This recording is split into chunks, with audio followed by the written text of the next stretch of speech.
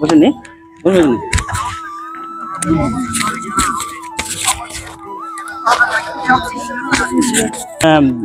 Hello বন্ধুরা, welcome my channel. আর আমি এখন আছি বিষ্ণুপুরের পোড়ামাটির যে হাট আছে, মানে বিষ্ণুপুর স্টেশন থেকে টোটোতে বা অটোতে করে ছিন্নমস্তা মন্দির, তার পাশে এই পোড়ামাটির হাটটা হয়। তো সেই হাটে আমি আছি। পোড়ামাটির হাট বলতে এখানে বোঝায় হাতের কত রকম জিনিস আছে, যেগুলো হাতে মাটির তৈরি করে পুড়িয়ে এই হাটে বিক্রি হয়। সেই পোড়ামাটির হাট বলা হয় এর জন্যই, কিন্তু এখানে আরো অন্যান্য জিনিস, কাঠেরও জিনিস পাওয়া যায় এবং পাশে আছে বাউল সঙ্গীতও হয়। তো সেই হাটে আমি এখন আছি এবং হাটটা দেখো, চারিদিকে গাছ, দেখি দাও একটু, গাছপালা আছে চারিদিকে, গাছগুলো দেখো। তো এই গাছের পুরো নিচে এই হাটটা হয়। দেখো চারিদিকে গাছ, এই গাছের নিচে হাটটা হয়। তো আমি এই ঘুরতে ঘুরতে এখন আমি সেই একটা গাছের নিচে এক দাদা বসে আছেন এরকম পোড়ামাটির জিনিস নিয়ে। তো সেখানে আমি এসছি, ঘোরা দেখি, দেখি না। তো এই যে হচ্ছে গিয়ে গাছের নিচে ঘাট, আর আমি এখন আছি ঠিক এরকম একটা গাছের নিচে একটা দাদার দোকানে। তো দাদার সাথে আমি একটু কথা বলে নেবো। এবার ধরবি এটা, দাদার সাথে একটু কথা বলে নেবো যে এই হাট সম্পর্কে একটু যদি দাদা আমাদের কিছু বলেন, বা যারা আসবেন এই বিষ্ণুপুরে এই হাটে কিভাবে আসবেন আর এখানে কি কি বিক্রি হয়, তো এই বিষয়ে আমি একটু কথা বলে নিচ্ছি। তো দাদা নমস্কার আপনাকে। আপনি কোথায় থাকেন, বা আপনি এখানে এই হাট সম্পর্কে যদি কিছু বলেন তাহলে একটু ভালো হয়। আমার বিষ্ণুপুর ছিন্নমস্তাতে বাড়ি। হ্যাঁ, ছিন্নমস্তায় বাড়ি। হাটটা চালু হয়েছে মোটামুটি 7 বছর। মোটামুটি প্রথম থেকে আমরা হাট এখানে করি। 7 বছর আমরা প্রথম থেকে হাটেই বসি। আমার নির্দিষ্ট কোনো দোকান নেই, সপ্তাহে 2 দিন এখানে হাটেই দোকান হয় আমার। প্রশ্ন করো। আচ্ছা, এই যে হাট, আপনি এই যে জিনিসগুলো নিয়ে এসেছেন, কোথা থেকে নিয়ে এসেছেন? হ্যাঁ, এগুলো কিছু কিছু নিজেরাও বানায়, কিছু কিছু অন্য কারিগরদের কাছ থেকে নিতে হয়। 5 মুড়ার থেকেও মাল আনা হয়। এই 5 মুড়া যে গ্রামটার কথা বলা হচ্ছে বন্ধুরা, এই 5 মুড়া হচ্ছে মেন এই বিষ্ণুপুরের, যেটা প্রায় 30 কিলোমিটার বিষ্ণুপুর স্টেশন থেকে দূরে। সেই 5 মুড়া গ্রামে কিন্তু অ্যাকচুয়ালি সেই পোড়ামাটির জিনিসগুলো বানানো হয়, এবং এই মাটিগুলো পুড়িয়ে ওখানে হচ্ছে মেন জায়গা। তো ওখান থেকেও দাদা নিয়ে আসে। আচ্ছা, আপনার এখানে ওখানে কি পারেন, বাড়িটা কোথায়? বাড়ি আমার বিষ্ণুপুরি। বিষ্ণুপুর ছিন্নমস্তা। ওখান থেকে মাল বলতে পোড়ামাটিতে 5 মুড়োই পাওয়া যায়, শাঁখ, কামান আর হাতি ঘোড়া বা নানা রকমের পুতুল। কিন্তু রঙিন মাল মানে আমাদের যেটা ছাঁচের তৈরি মাল বা স্ট্যান্ড মাল 5 মুড়োতে ওগুলো পাওয়া যায় না, ওখানে তৈরি হয় না ওগুলো। আমাদের এখানে আমাদের বিষ্ণুপুরে কিছু তৈরি হয়, কিছু বাইরের থেকেও আনা হয়। আপনি বলছেন আপনি 5 মুড়া থেকে মাল নিয়ে এসে নিজেও করেন?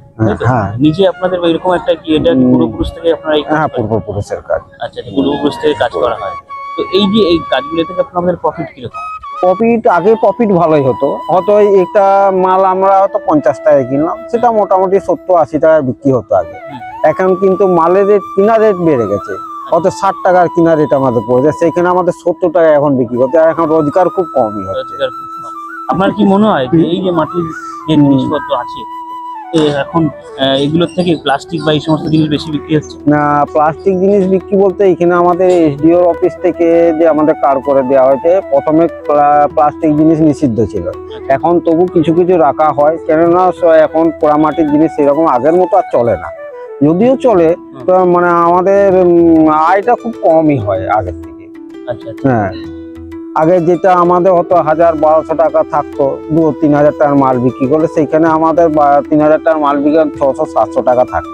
সেই ক্ষেত্রে মাটির মালটা বিক্রি খুব কমই হয়েছে। ওই করতে বাধ্য আমাদের নানা রকম খেলনা, কাঠের, প্লাস্টিকের জিনিস বা টিম পেন বা চাবিরিং এসব নানা রকম কাঠের আমরা, বা একতারা, এই যে কাঠের তরোয়াল আছে, প্লাস্টিক তরোয়াল আছে, এসব আমাদের রাখা হয় এখন। হ্যাঁ, অনেক কিছু, হ্যাঁ, সব মিলে একটা মোটামুটি হয়, যা নিয়ে সংসারটা চলে যায়। আচ্ছা, গভর্নমেন্ট হেল্প করে কি?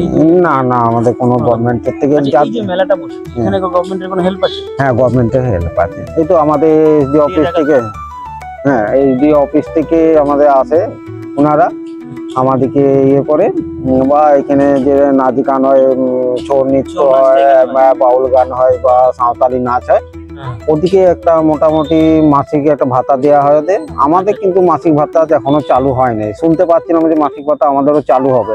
তার জন্য আমরা ফর্ম ফিল আপ করে জমাও দিয়েছি অফিসে, কিন্তু এখনো পর্যন্ত আমাদের কোনো পাওয়া যায় না। মাসিক ভাতাটা কেন, মানে যে দোকান হ্যাঁ, দোকান দেওয়ার জন্য। না, মানে আমাদের হস্তশিল্পের জন্য এটা একটা আবেদন করা হয়েছে বা ফর্ম ফিল আপ করে আমাদের জমা দেওয়া হয়েছে। যে আমাদের যাতে ওনাদের যে সাঁওতালি ছৌ নাচ বা বাউল সঙ্গীত এরা যারা গায় ওদের একটা মাসিক ভাতা দেওয়া হয়। সেই ক্ষেত্রে আমাদেরও বলা হয়েছে আমরা যেহেতু হস্তশিল্প আমাদের এখানে যাতে মাসিক ভাতাটা চালু করা হয়। আমাদের তো আগের মতো রুজি রোজগার এখন হয়নি। হ্যাঁ, সেই ক্ষেত্রে যদি মাসিক ভাতা চালু হয় আমাদের খুব উপকার হবে। আচ্ছা, মাসিক ভাতা কত করে তাও কেমন? ওদের কত দিয়ে সঠিক আমি বলতে পারছি না, একটা আনুমানিক মোটামুটি মাসিক ভাতা প্রতিজন কিছু হয়তো 1500-2000 এরকম করে দেয়। তো বন্ধুরা দেখতে পাচ্ছ এখানে যে দাদারা আছেন, এই এখানে যে ঘুরছেন এই হাটে যারা আছেন তাদের জন্য একটা ভাতার ব্যবস্থা করা হয় এবং পাশে বাউল সঙ্গীত আছে। বাউল সঙ্গীত এই হাটেরই একটা, কিন্তু তাদের মাসিক ভাতা আছে, এখনো এই দাদাদের মাসিক ভাতা এখনো চালু হয়নি, কিন্তু চালু হওয়ার জন্য ফর্ম ফিল আপ করেছে। গভর্নমেন্ট থেকে একটা হেল্প করবে, এটা একটা খুব ভালো উদ্যোগ। আচ্ছা, আপনারা এই যে এই হাটের এই মালগুলো কি কলকাতায় নিয়ে যাওয়ার কোনো প্ল্যান করেছেন? কলকাতায় বলতে আমাদের এখানে অনেকে ডিআইসি কার্ড আছে। ডিআইসি কার্ড আমাদেরও আছে, কিন্তু আমরা 2-1 আমরা ঘরের পরিবারের লোক, সেই ক্ষেত্রে আমাদের যাওয়া হয় না। যাদের হয়তো 4-5 জনের দোকানে, একটা দোকান করতে গেলে বাইরে সেখানে 2-3 লোক থাকা দরকার।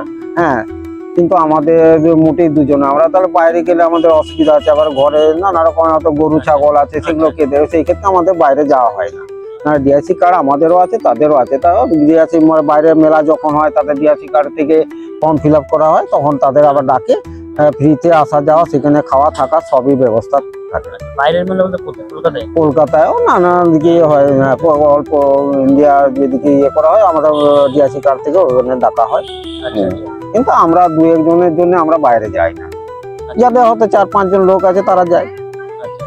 এইখান থেকে মোটামুটি হয়তো 150 খানা দোকান আছে আমাদের পোড়ামাটির হাটে, বা বালুচুরি আছে, গামছা আছে, এদের অনেকেই যায়। এখানে বলছেন বালুচুরি পাওয়া যায় শাড়ি? হ্যাঁ, বালুচুরি শাড়ি ওই যে ওই ধারে বসছে। এই যে হাটটা একটু দর্শকদের বলে দেবেন, হাটটা কখন বসে, কবে বসে? হাটটা হাটটা মোটামুটি সিজনের সময় বলতে অক্টোবর মাস থেকে জানুয়ারি ফেব্রুয়ারি পর্যন্ত, ওই সকাল 11টা-12টার থেকে রাত্রি 9টা পর্যন্ত। আবার এই মার্চ, হ্যাঁ, শনি রবিবার হাটটা হয়। হ্যাঁ, ওটা 30 টাকা। হ্যাঁ, আর এই গ্রীষ্মকালে বা এই মার্চ এপ্রিল থেকে, তখন গ্রীষ্মকালের জন্য তখন ওই বিকেল 4টার থেকে রাত্রি 9টা পর্যন্ত তখন। কখন এই টুরিস্ট মানে যারা আসে তারা কখন পর্যটকরা আসে সাধারণত 4টার পর থেকে আসে, কেননা বাইরের থেকে এসে তারা লজে থাকে, লজে খাওয়া দাওয়া করে হয়তো বিশ্রাম নিয়ে তারপর 4টার পরে হাটে আসে। স্থানীয় না বাইরের টুরিস্টরাই বেশি এগুলো কেনে, আর স্থানীয় খুব কমই কেনে। ঠিক আছে, তো ভালো লাগলো। কোথা থেকে আসা? আমি কলকাতা থেকে এসেছি, আমি কলকাতা নিউটাউন থেকে এসেছি। তো এই বিষয়টা তো সবাই জানে না, এই যে গাছের নিচে পোড়ামাটির হাট যেটা বিষ্ণুপুরের কাছে আছে, অনেকে হয়তো জানে না। এই বিষয়ে আমি একটু ভিডিও করে ছাড়বো চ্যানেলে, সবাই জানতে পারে। হ্যাঁ, বলো। ওটা 60 টাকা আছে। হ্যাঁ, ওটা 60 টাকা আছে, আর এদিকে তামা রঙেরটা আছে 70 টাকা। ডিফারেন্স বলতে রংটার জন্য, ওটা মাটি কালার, এটা তামা কালার। ওটা 30 টাকা। না, 20 টাকা আছে না। ঠিক আছে, হ্যাঁ, ভালো লাগলো কথা বলে।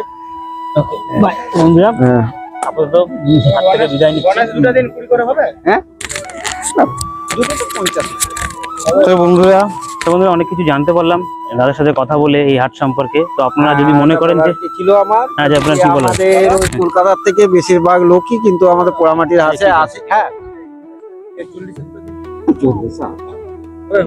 30-এর নিচে দুটো নিচ্ছে, তা সেই ক্ষেত্রে হয়তো 50-এ দেওয়া যাবে।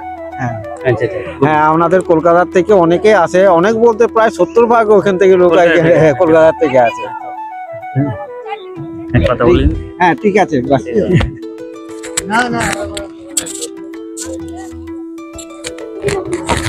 অফ কর, বাড়িতে দেখতে নিতে পারিস, এই বিলিংটা হচ্ছে নিতে পারিস।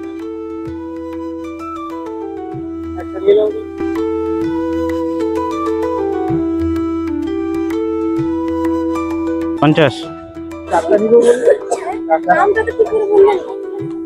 এই নিন আপনার এটা, আমার ওই পেনদানিটা। আমি ভুলেই যাচ্ছি। ঠিক আছে, আমি জানি তো ওটা নেওয়ার জন্য অনেকক্ষণ মন খুশি গিফট করবো।